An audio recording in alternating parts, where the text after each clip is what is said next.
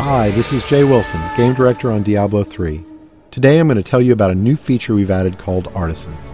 Artisans are special NPCs who help the player in his fight against Diablo by lending their skills as craftsmen. This is a concept of the blacksmith, the first artisan you'll encounter in Diablo 3.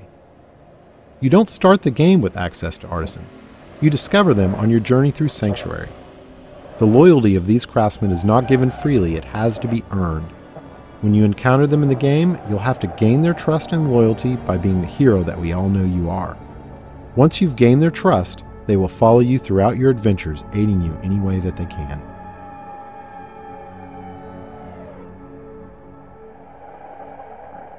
We knew we wanted to add a crafting system to Diablo 3, but we felt that the idea that the player would have a side job on top of the immediate pressure of saving the world didn't really fit the tone of a Diablo game.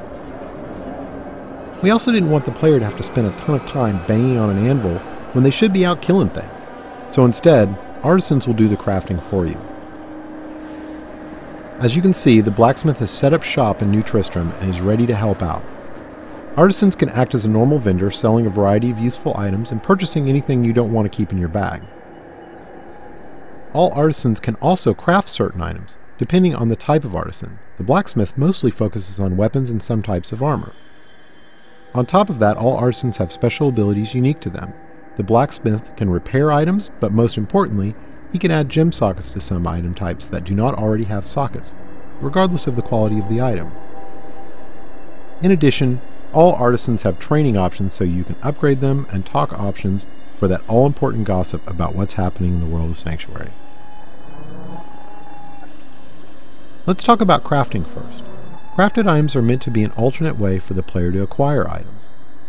Artisans learn recipes for items as they level up, but some of the best recipes are found in the game world as drops off of monsters. Once an artisan has learned a recipe, he can craft it as long as you provide the materials and some gold to cover his expenses.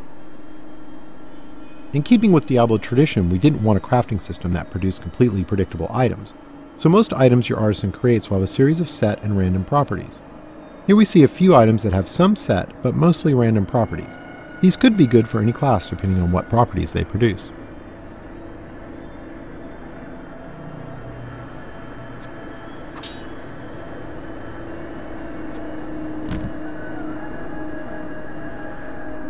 The main special skill of the blacksmith is his ability to add gem sockets to specific item types.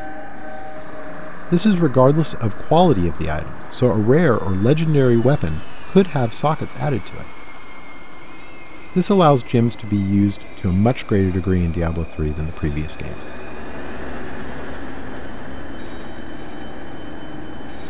To craft items you need materials. Materials are acquired primarily through salvaging. You can use a special artifact you acquire that allows you to break items down into materials that can be reused in the crafting process. This has a couple of advantages. Less trips to the vendor to sell items because you can easily break them down while you're adventuring. And any items you don't need you can recycle in the hopes that they can be turned into something better. Artisans can be improved over time. The artisan does this by using crafting materials you provide him to train and practice. As you can see, once you've acquired the right materials, the upgrade process is quick. The goal here is to put the time investment into acquiring the materials you need through fighting monsters, not have you spend tons of time in town with your vendor. One of the great things about artisans is that they are visualized in the world. As you can see, now that the blacksmith has leveled up, the look of his shop has improved. Here's an example of how much a single artisan can improve throughout the game with this fully upgraded blacksmith. Once you're done dealing with your artisan, you're free to take your newly acquired fat loot and return to monster fighting and rainbow viewing.